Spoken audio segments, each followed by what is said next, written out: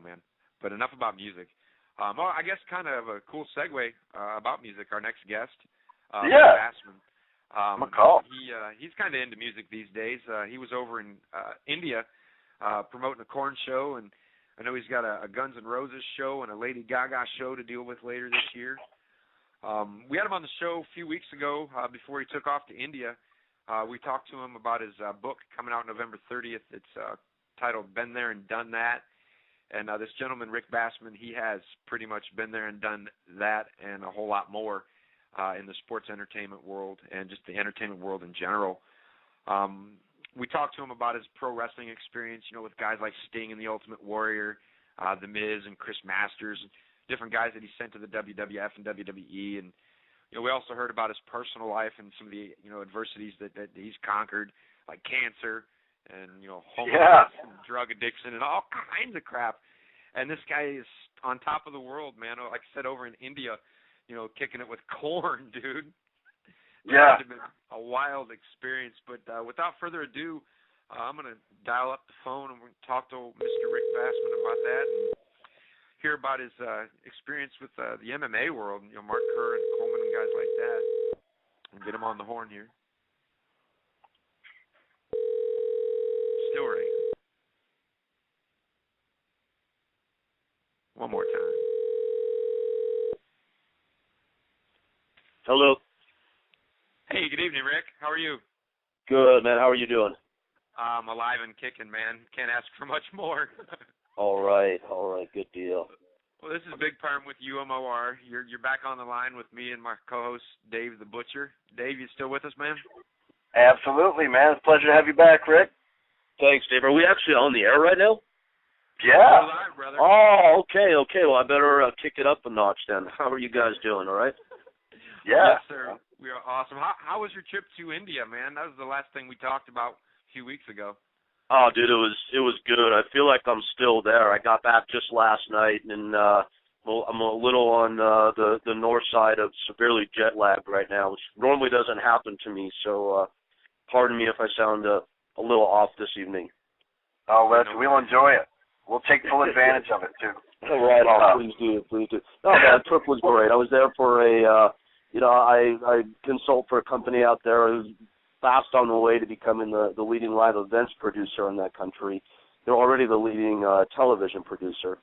And we had our first concert tour with Korn, which was a lot of fun. So it was embedded with the band for a week, and then they went home, and I spent a week in the office doing more work, getting our mixed martial arts company together out there, getting ready for Guns N' Roses, and a whole bunch of other good things.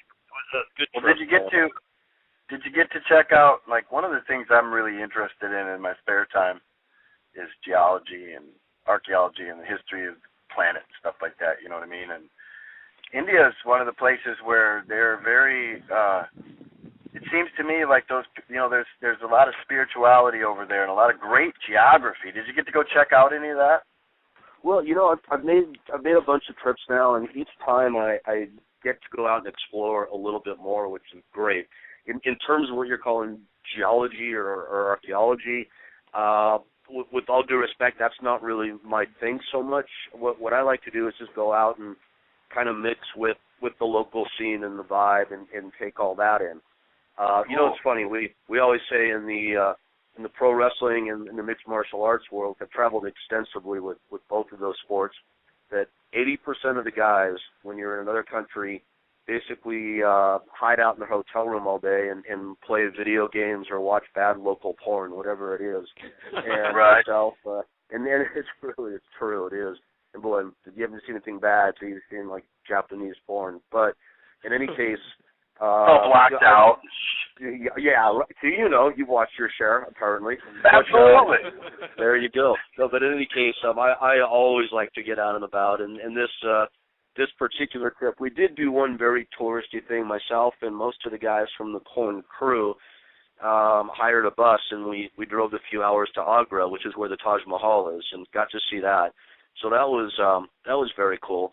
And then on another day, myself and two of the guys in the Korn band and one of the crew guys went into what's called Old Delhi, and it's just like everything you would imagine the craziness of India to be and look like and feel like and smell like and all that. So that was pretty cool. And I heard traffic over there is just nuts. I'm sorry, the traffic? Yeah, the people, the way they drive, like they really don't obey the road rules. No, I mean, I've seen varying degrees of obeying or disobeying traffic in different parts of the world, and India, it's pretty bad. I mean, it's borderline chaos. But the thing that's interesting about it is it's just a constant like symphony of horns. It never stops. Everybody honks at everybody constantly. But the funny thing is, there's no like malice in it. No one's shaking their fist. No one's threatening to get out of their car and kick someone else's ass. There's no road rage. It's all just like taken in stride. So that part of it's pretty interesting. I was in there's that spirituality though. Yeah, I don't know that it's that. I think the people there are just generally, pretty cool. They come up differently. There's a nice warm vibe in general. Sweet. I was in Kinshasa last year, and that was absolutely the worst I've ever been in by far. There's not a single stoplight or stop sign in the country. You can imagine that. And the traffic is not directional there, meaning that it's not like, these cars drive on that side of the road and the others drive on this side of the road. It's you just drive wherever the hell you want to drive. Holy cow. Oh, dude, it's something else. I mean, I would say that, India makes the 405, which is LA's big freeway, look like a cakewalk, and then India compared to the Congo is nothing. So it's different in different parts of the world. Right. Well, Rick, the last time we had you on the show, we talked about your book that comes out November 30th, Been There and Done That. Right. We also talked a bit about your experience and your work with some pro wrestlers like Sting and The Ultimate Warrior, The Miz, and a few other guys. You also mentioned a little bit just briefly about working with Mark Kerr and Mark Coleman. Right. Tonight, I kind of wanted to talk a little bit more about your experience with the MMA world and sure. Maybe just start off by how, those guys, Kerr and Coleman, and how you got involved with those guys and just go from there.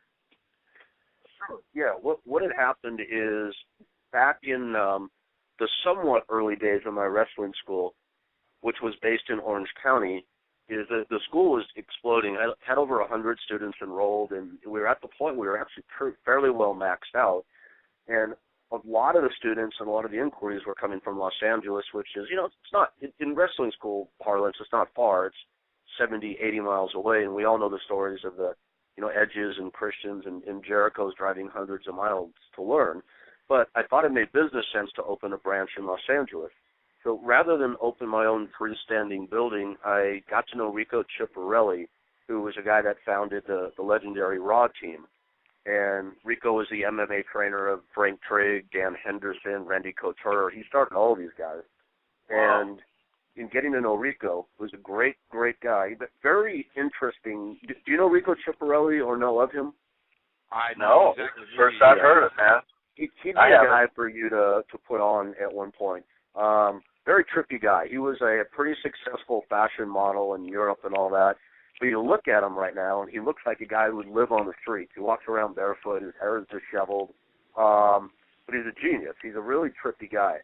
And he came up to me one day as we were really getting to know each other, and he said, hey, you know what? I've been taking care of these two guys in management. Management's not really my thing, so I'd like to introduce you to them. And the guys he introduced me to were Mark Coleman and Mark Kerr. And this was right at the time where both guys were pretty much on top, Coleman in UFC, Kerr in Pride. And Rico just didn't have the capacity to manage. He didn't want to do it. So he introduced me. I hit it off with both Marks right out of the gate. And, my first foray, or actually it was my second foray into management in MMA, was with the Marks, Coleman and Kerr. So it was a good start. My first, incidentally, and it's a funny story for another time, but I brought, do you guys remember Ludwig Borga?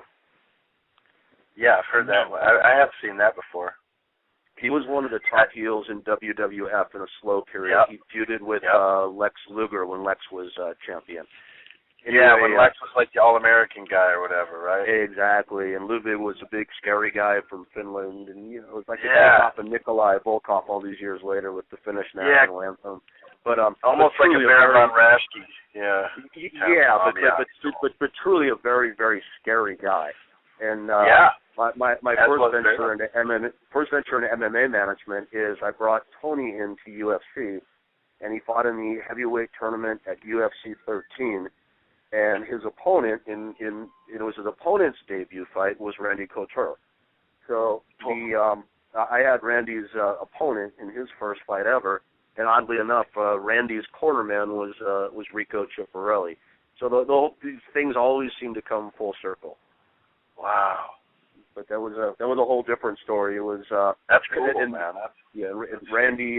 If you ever talk to him, will tell you he was absolutely terrified in his debut, and Tony, we had 3 opponents drop out in a row, and this whole internet was pretty new then even, and the internet legend was born that this guy Tony Holm or Ludwig Borga had killed people in prison and ripped people apart with his bare hands. If you can imagine, people actually bought into this. Sweet. And Randy almost ducked out of the fight because Randy's mother tried to convince him to pull out of the fight. And, no. Yeah, Tony's this big 6'5", 300-pound, scary-looking monstrosity, and we all know now that doesn't really mean much. But back in this point in time, most of us, myself included, thought the toughest guys in the world were the guys that looked the part. And sure. Then you had this guy who was barely 6 foot, who was already balding and didn't have much of a physique yet, who just looked like a scared deer in the headlights, and that was Randy. And he ate Tony up in like 58 seconds. It was pretty hysterical. Oh, wow. Yeah, awesome. I've got a whole story on that in my book. It's pretty funny stuff, actually. That's awesome. I've also seen a lot of pictures with you and the other legends like Marco Huas, again, Mark Coleman, just so many. Yeah, Dan Severin, Boss Rutten. Yeah, these guys are all my friends. We all, Ken Shamrock, we all hung out in the early days. They still remain my friends to this day. I've been working forever now on a tournament called the MMA Icon, which would reunite all these guys in a single cage for one night. Thank you. With a very We've talked about that a couple times tonight. I tried to get a Severin Shamrock 3 fight off the gate. I had investors, but they were shitty and they fucked it all up, so I couldn't do it. I've been working on this for a long time. It's very, and I don't even mind talking about it on air. It's fine, but it's very, very detailed on paper. I actually have letters of intent from every single guy. We were very close. Yeah, and the lineup. I'll probably miss a couple, but it's Coleman, Kerr, Randleman, Maurice Smith, Ken Shamrock, Dan Severin, Oleg Taktarov, Tank Abbott, Bob Sapp, Timo, and Butterbean. I think that's the lineup. Holy cow! Which sounds ridiculous, I know, and Butterbean. Bean's a real good friend of mine, and neither Bean nor Bob Sapp. Yeah, neither Bean nor Sapp fought in UFC, but they seem like logical choices to include in this tournament if it happens. Yeah, certainly. I've watched Butterbean fight a couple times. It's always been some kind, some promoters making a gimmick out of it, though. It kind of sucked, but he was really nice. Yeah, but have you seen? I've represented Bean now. I think I'd say I'd cornered for him maybe 10 or 11 times now. It's been a lot. We've been all over the world together. And on the very, very last Pride show, he fought. His opponent was Zulu. Do you know who that is? Mm-hmm. Yeah. Zulu's, big giant guy, much bigger than Butterbean actually. And they promote Zulu as a purple belt in jiu-jitsu. And Bean actually swept him from the bottom and caught him in an armbar and submitted him, which was hysterical. And then Bean had a very, very clean knockout of James Thompson at Cage Rage in England. So, were you with him in Detroit? Were you with him in Detroit when he fought? Who was it? Don Richards? No. I know what that is. No, I wasn't. I've been with him at all of his international fights, all the ones in Japan, all the ones in England. Cool. When he fought Pat Smith in New Jersey, I was there. I was at his last Canadian fight. He's truly one of my best friends at this point. He's a great guy. And the gimmick thing is just because, he's a walking, talking gimmick, that he actually does have some real skills. And, I was impressed. I was really impressed by the fight because I wasn't sure because the promoter was such a douche at this fucking show that it was. I felt bad for the guy, to be honest with you, because I was just a staff member. I wasn't even an announcer for the big shows yet, And hopefully, if you need an announcer for your that event that you're talking about, oh man, if you don't have a guy in mind already, I'll send you my demo. You'll have to compete with my good friend Todd Kennelly. We kind of all have our boys in the business. Well, that's cool though, and I respect that, and I appreciate all of that. I really do. I've always got along with good announcers. When there's good. We just all get along. It's not as competitive because we don't have to fight. Are you play-by-play or color? I do both. I'm actually a ring announcer by trade. I call people to the cage. I bring the noise. I'm fighting out of the blue corner. That guy. Yes. Let's talk about Bruce Buffer for a moment, just for kicks. Okay. What do you think about Bruce? Absolutely. You know what? I met Michael Buffer at a WCW show that I attended in Cincinnati. And he was the epitome of professionalism. I had not known yet that I was going to be a ring announcer, of course, but I always loved his part, dude. That was like my favorite part of the fucking show. Okay. So when Bruce came along, I saw him doing it, and I was kind of like, well, it's just a little too much sometimes. And I respect the shit out of him because he does the job that I think is probably the pinnacle of my profession. Dude, you are no fun. You just don't want to have any fun at all, do you? I'll tell you what. You know what? Fuck Bruce Buffer. Fuck Bruce Buffer in the neck. I could do it so much goddamn better. It's not even funny. That's the truth.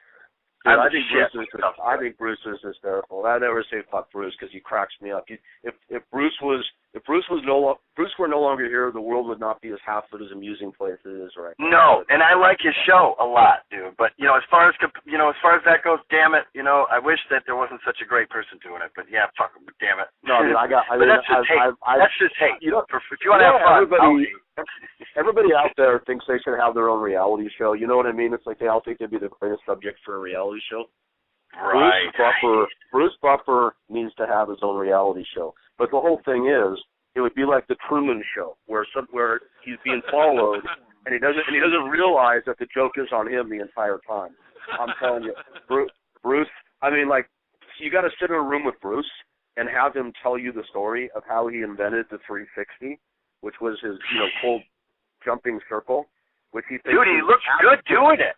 Dude, he absolutely thinks. Dude, like I said, you are no fun. Bruce absolutely thinks this is the single greatest athletic achievement of all time. And when he tells the story of how Dana egged him on to do it and was so excited when he completed it, I mean, I know Dana, and I could just see Dana quietly laughing his ass off from here to Kingdom Come because Bruce took this athletic achievement so good. We were in Waikiki years ago, and we're sitting out at Duke's having a couple of Mai Tais. It was me and Bruce and Tito Ortiz and a couple of other guys, and we all start talking about going surfing. Now, if you've ever been to Waikiki and have ever surfed there, I mean, most people know a 3-year-old can surf Waikiki. It's like the greatest 2-foot rolling break on the planet. Like the Great Lakes. Yeah, exactly. It's very, very easy to ride. So I'm not much of a surfer, but that's an easy deal. So Bruce says, as Bruce will do, anytime you talk to Bruce, and God love him, he is the absolute expert on every subject ever invented on this planet. And Bruce says, "Oh man," he goes, "Yeah, I get out there, but you know, guys, I don't know if you know this, but I could have been a professional surfer. I'm a big wave surfer. So I'm not sure about this Waikiki thing, but yeah, what you guys are gonna go out, whatever." So we get out there, and Tito says, he goes, "I've never surfed before." He goes, "I don't know if I'm going to be any good at this." So I know enough where I said, I'll show you what to do. It's a 2-foot break, big deal. So we're out there paddling around. Tito was kind of having a rough time and not digging it. So he goes, I'm going to go in. So I go paddle a little more, and there's Bruce. And there's Bruce popping up on his board and falling off and popping up and falling off. And the guy cannot stand up to save his freaking life. And I said, well, Bruce, what's going on, man? The big waves. He goes, yeah, these things are too small. They don't have the torque of the big waves. Not for me. And it's like, that's Bruce Buffer. I love him. That's funny. Well, and that's one of the things that when I started doing this job, when you see the person that's doing it above you, in all reality, I like to have fun, and I might say fuck somebody, but to be honest, the real honest to God truth of it is, without without Michael Buffer, there's no Bruce Buffer. Michael Buffer made that position necessary. You know what I mean?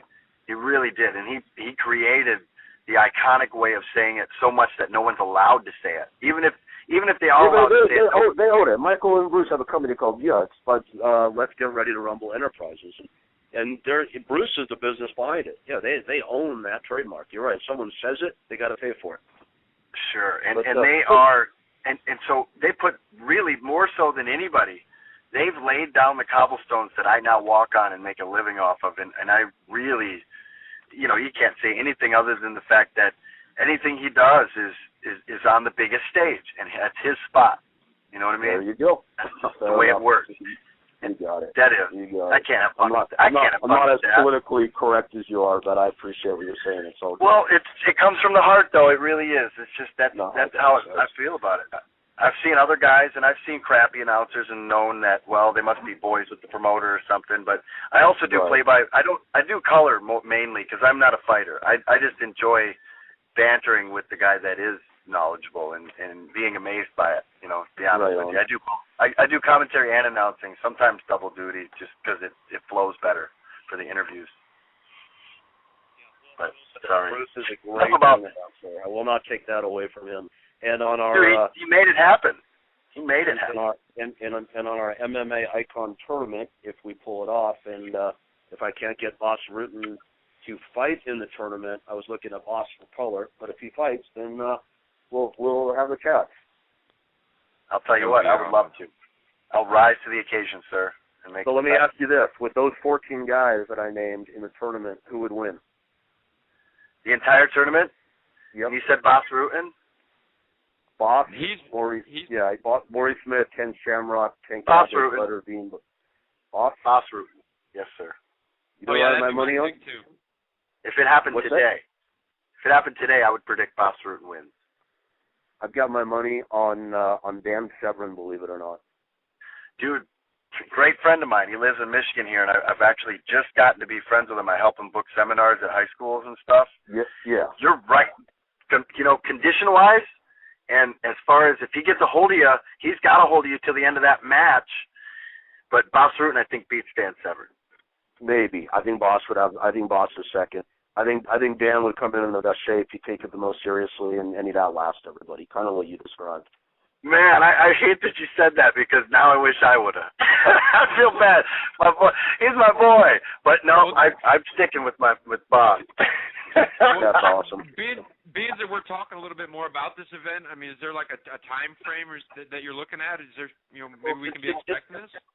No, unfortunately, there's not like so many events. I mean, things get stuck in what you call development hell forever.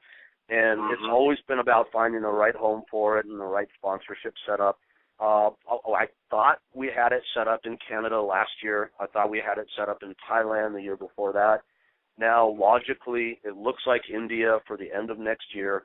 But I can't say with any certainty that it will happen. There's a lot of moving parts to it. We're on it. We're serious about it.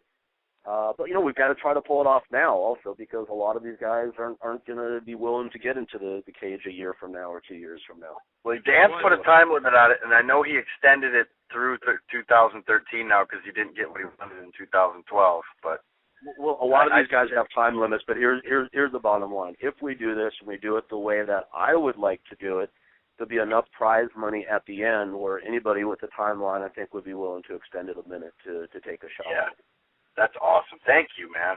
Thank you. Well, and Rick, having mentioned India, and you were just over there, doing your thing with Korn, MMA in India right now is really growing with the SFL. They've got a show called Challengers. It's a reality TV show they're doing. I've seen it. Yeah.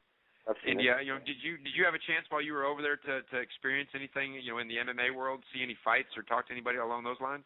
Well, I know a lot about it, but I haven't actually seen it. I've been to a couple of the gyms there. I'm very familiar with SFL and the TV program. I've seen it.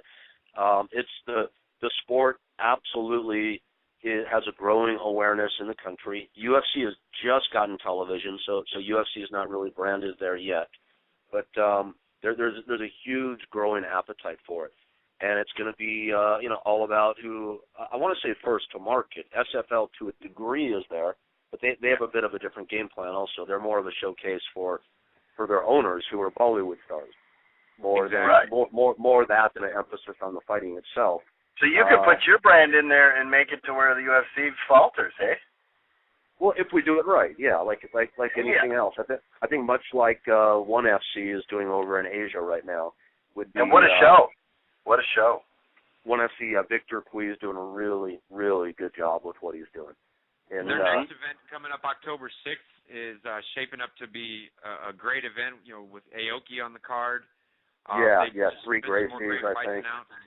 Yeah, versus my boy LaPont. LaPont's going to come and shock the world. Yeah, Victor is the promoter's a very, very smart guy. He knows what's going on in the marketplace. He's growing it intelligently. He's serious about it. I went over to a show in Jakarta a few months ago, and as near as I can tell, the guy's doing everything right. And we wouldn't have exactly the same model for India, but it would be based on on a real company based around the sport. And, I like the international flavor he gives to it. He pits countries against each other. I like it. Yeah, that's a very, very good concept. Ours would be mainly India-centric, but we'd be bringing guys in from every country that does produce fighters, because people like to see that sort of thing. If you get every TV set in India tuned on you got something. Yeah, that's for darn sure. Without a doubt. Yeah. Well, the company I'm with there is a very, very big company. They're excellent at television, and the resources are there. So it's just about taking the time and doing it right. That's all. It sounds like you're the man for the job, dude. Well, guys, that's our 2-minute warning. That's our 2-minute. All right, guys. Thanks for having me on. I knew I'd be boring tonight. I felt it when I got on the phone. But are you kidding? No, it's all good. I appreciate your indulging me. Thank you. Thanks for joining us, man. We're just running out of time. Shit, I'm bummed. No, it's cool. I appreciate your airtime. I really do. How'd it go the rest of the night? You have some good guests on? Yeah, Jim Arvanitas. Oh, from Pancrase. Yeah. Very yes, cool. We had him on. He was it was really educational talking with that guy. I learned a lot about the sport. And, I'll bet. He's a pioneer. What's he up to these days? He's training guys and doing push-ups. Right. Cool. We all got to do what it takes, right? Mm-hmm. Absolutely. Anyway, if you don't mind, stay tuned to my website. It's rickbassman.com. We've got a couple wrestling tours coming up to our global pro wrestling mission. One to Israel, one to Saudi Arabia, and a couple in the works in Africa as well. They'll either happen or they won't, but that's looking good. And I'll keep you up to date on the mixed martial arts happenings and the big rock tours in India and elsewhere. Awesome. I'll tell you what. Thank you very much. If you get a hold of Chris, hook us up with some of those other names. We've had a lot of those guys on the show already, and that's phenomenal that you're doing what you're doing, man. Everybody, go get this man's book. If anybody's really been there, done that, it's Rick Bassman, dude. That's amazing. When's that coming out again, sir? November the 30th. Sweet. Awesome. Well, Rick, guys, thanks again, man. You take care and have a great evening, sir. You too. Thank you. Bye-bye. You're welcome, man. Later.